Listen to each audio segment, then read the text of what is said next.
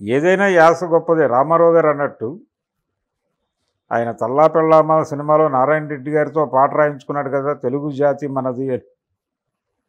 అందులో వచ్చిండన్నా వచ్చాడన్నా వరాల తెలుగు ఒకటేనన్నా అని రాస్తాడు ఆయన. ప్రాంతాలు వేరైనా మన యాసలు వేరుగా ఉన్నా మన భాష తెలుగు భాష అన్నా అంటాడు. అందుకని ఏ యాసలో మాట్లాడినా అది తెలుగే. ఆ సమగ్రమైనటువంటి తెలుగుని గౌరవించాలి. గిడుగు రామ్మూర్తి పంతులు గారు ఆ రోజున వాడుక భాషా ఉద్యమం ఎందుకు చేశాడు? పుస్తక భాష వేరు, మాట్లాడే భాష వేరుగా ఉంది, మాట్లాడే భాషే రాయాలి, విచిత్రమైన భాష రాస్తున్నారు, అది ప్రజలకు అర్థం కావడం లేదు అని వాడుక భాషా ఉద్యమం పట్టుకొచ్చాడు ఆయన. ఆ తర్వాత ముళ్ళపూడి వెంకటరమణ లాంటి వాళ్ళు యమ వ్యవహారిక మాటలు తీసుకొచ్చారు. అంటే ఏ ఎమోషన్లో ఏ ప్రాంతం వాడు ఎలా మాట్లాడతాడో, పర్టికులర్గా గోదావరి జిల్లాల యాసన ఆయన ఆయన ఆయన పుస్తకాల్లోనూ రాశాడు, ఆయన నవలల్లోనూ రాశాడు, ఆయన సినిమాల్లో కూడా అదే భాష ట్రావెల్ అయింది. అలా ఏ రచయిత ఏ ప్రాంతం వాడైతే ఆ ఇన్ఫ్లుయెన్స్ ఆయన రచనల్లోనూ ఉంటుంది, ఆయన సినిమా రచనలో కూడా ఉంటుంది. అయితే తొలితరం సినిమా వాళ్ళందరూ ఆంధ్ర ప్రాంతం వాళ్ళు. తెలంగాణకి చెందిన వాళ్ళు కూడా ఆంధ్ర ప్రాంతపు భాషే వాడే ప్రయత్నం చేసేవాళ్ళు, ఎందుకంటే దాని ఇన్ఫ్లుయెన్స్ ఉండేది. ఇది ఒక రకంగా అజమాయిషీ చేయటమే. యాసల మీద ఆంధ్ర భాష అంటే పర్టికులర్గా గుంటూరు కృష్ణా జిల్లాల భాష ఆధిపత్యం చలాయించిన మాట వాస్తవం.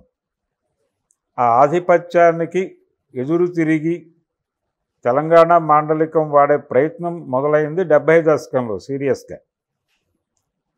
ఒక ఊరి కథ, మా భూమి ఈ సినిమాలతో కొంచెం తెలంగాణ భాషకి ఒక గౌరవం ఇచ్చే ప్రయత్నం మొదలైంది. ఆ తర్వాత మిగిలిన వాళ్ళు వాళ్ళ పద్ధతిలోనే వాళ్ళు సినిమాలు తీసేవాళ్ళు.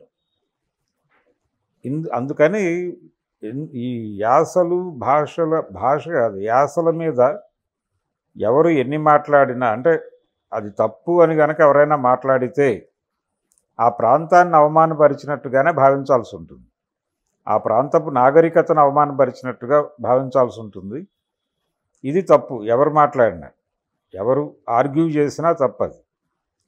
ఎవరి భాష వారిది, ఎవరి భాష వారికి గొప్పే. అంత మాత్రం చేత పక్క భాష పక్క యాసని చులకన చేయడం తప్పు.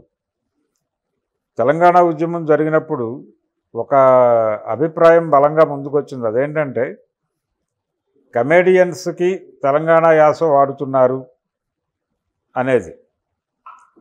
ఆ తర్వాత కూడా చాలా సెటైరికల్ ప్రోగ్రామ్స్ తెలంగాణ యాసలో నడవటం మొదలైంది.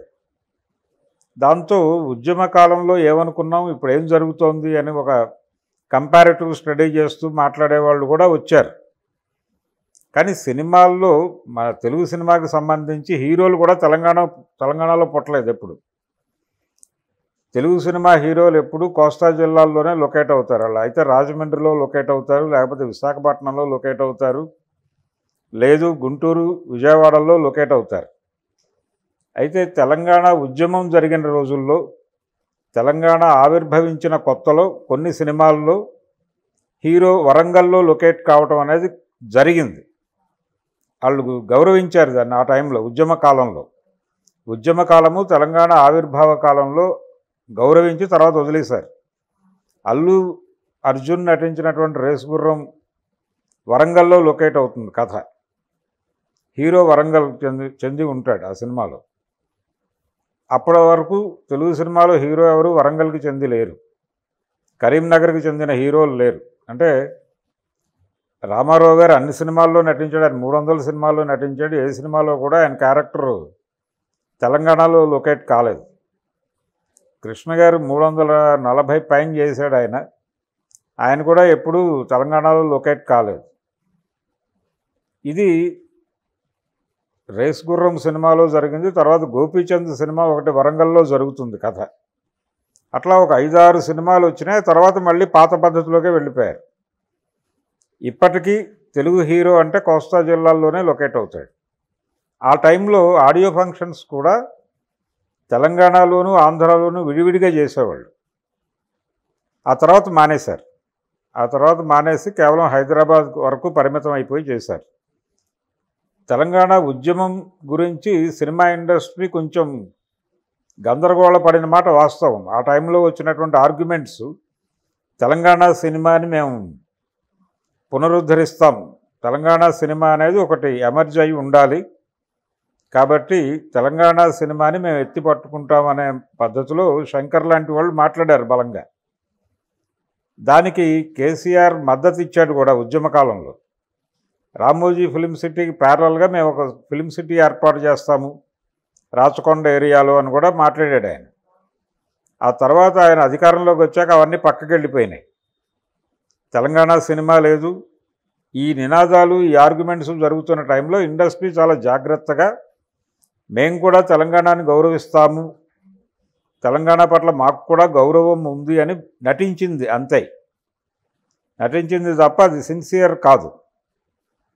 ఇప్పుడు ఆ పరిస్థితి లేదు. ఇప్పుడు వాళ్ళ కాన్ఫిడెన్స్ వచ్చేసింది.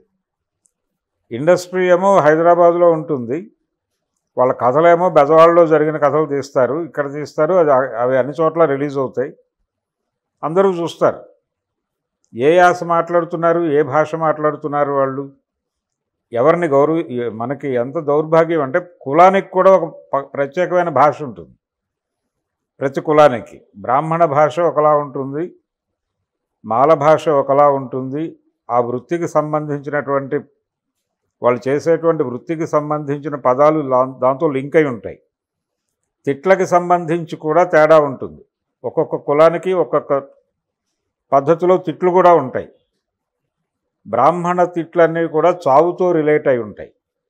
ఎందుకంటే వాళ్ళ ప్రధాన కార్యక్రమం అక్కడ ఉంటుంది. ఆబ్ధికాలు పెడుతూ ఉంటారు, మాసికాలు పెడుతూ ఉంటారు. కాబట్టి చావు, నీ తద్దినం ఇలాంటి పదాలు ఎక్కువ వాళ్ళు తిట్లుగా వాడుతూ ఉంటారు. అది వాళ్ళ పారిభాషిక పదాలు, వాళ్ళ జీవనంలో నుంచి పుట్టినటువంటి భాష అది.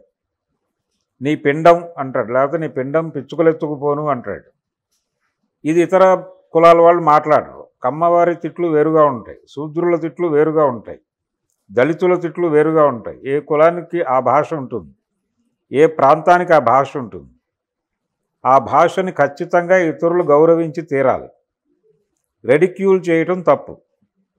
ఏ భాషనైనా సరే, ఏ యాసనైనా సరే, ఏ నాగరికతనైనా రెడిక్యూల్ చేయటం తప్పు. అయితే ఒక ప్రమాదం ముంచుకొస్తోంది. వీళ్ళందరూ ఐక్య సంఘటన కట్టాల్సిన అవసరం ఉంది. ఎందుకంటే అసలు ఈ శతాబ్దాంతానికి 90% పైగా ప్రాంతీయ భాషలు, ప్రాంతీయ నాగరికతలు సర్వనాశనం అయిపోతాయని యునెస్కో నివేదిక ఒకటి ఉంది. ఎందుకంటే గ్లోబలైజేషన్ ఎరాలో ఉన్నాం మనం, మార్కెట్ యుగంలో ఉన్నాం, ఇంటర్నెట్ యుగంలో ఉన్నాం. ఇంటర్నెట్ ప్రభావం జనాల్ని వాళ్ళ నాగరికతల నుంచి, వాళ్ళ రుచులు, సాంప్రదాయాలు, అభిరుచుల నుంచి పక్కకు లాక్కొచ్చేస్తోంది. ఈ లాక్కొచ్చేస్తున్న క్రమంలో ప్రాంతీయ భాషలు, నాగరికతలు, సాంప్రదాయాలన్నీ సర్వనాశనం అవటం మొదలైపోయింది ఆల్రెడీ. దాని మీద కేంద్రీకరించి ఆలోచిస్తే బాగుంటుంది. వీళ్ళు ఈ యాసల గురించి కొట్టుకోవటం మానేసి ఈ శతాబ్దాంతానికి నాశనం అయిపోతున్నటువంటి, లేకపోతే గ్లోబలైజ్ అవుతున్నటువంటి జీవితాలు, గ్లోబలైజ్ అవుతున్నటువంటి బుర్రలు, దీని మీద కాన్సన్ట్రేట్ చేసి మాట్లాడుకోవటం మంచిది. బిగ్ ఏరియాలో వేరే కాన్స్పిరసీ జరుగుతోంది, దాని మీద దృష్టి కేంద్రీకరించడం మానేసి ఈ చిన్న చిన్న గొడవల్లోకి కాన్సన్ట్రేట్ చేస్తున్నారు. ఇది కూడా ఒక చిన్న డైవర్షన్ లాంటి కుట్రకు కూడా కావచ్చు ఈ చర్చలు చేయటం. అంటే ఇప్పుడు ఎవరైనా సరే అంటే తెలుగువాడిగా జీవిస్తాను, తెలుగు మాత్రమే మాట్లాడతాను, నేను పంచ కట్టుకుంటాను, తెలుగు ప్రాంతంలో ఏ చెప్పులు వాడేవాళ్ళు అవే చెప్పులు వాడతాను అంటే కుట్టించుకుని ఆకు చెప్పులు వాడతాను, ఇలాంటివి మాట్లాడితే అమెరికా వాడు చూస్తూ ఊరుకోడు, మార్కెట్ చూస్తూ ఊరుకోదు. రోజు వాళ్ళ సరుకులు కొనుగోలు చేయాలి. వాళ్ళ సరుకులు కొనుగోలు చేయకపోతే వీళ్ళు ఎవరిని క్షమించరు. వీళ్ళలో సద్దాం హుస్సేన్ని, బిన్ లాడెన్ని చూస్తారు. అందుకని ఇస్లాంతో అమెరికాకున్న గొడవ ఏంటి? వాళ్ళు ప్రో మార్కెట్ కాదు కాబట్టి వాళ్ళ మీద దాడులు చేస్తారు. వాళ్ళు ప్రో మార్కెట్ అయినటువంటి మతాలతోనూ, ప్రో మార్కెట్ అయినటువంటి సాంప్రదాయాలతోనూ, నాగరికతలతోనూ వాళ్ళకి ఏ ఇబ్బంది లేదు. అందుకని ఎవరైనా సరే ప్రో మార్కెట్ వ్యవహరిస్తూ ఉన్నటువంటి సందర్భం నడుస్తోంది. ఈ మార్కెట్ ఎకానమీ రోజుల్లో ఈ యాసల గురించి ఘర్షణ పడటం కన్నా మార్కెట్ ఎకానమీ మింగేయబోతున్నటువంటి ప్రాంతీయ భాషల్ని, నాగరికతల్ని మింగేయబోతున్నటువంటి సందర్భాన్ని అర్థం చేసుకుని దాన్ని ఎలా అడ్డుకోవాలో దాని మీద కేంద్రీకరించడం మంచిది.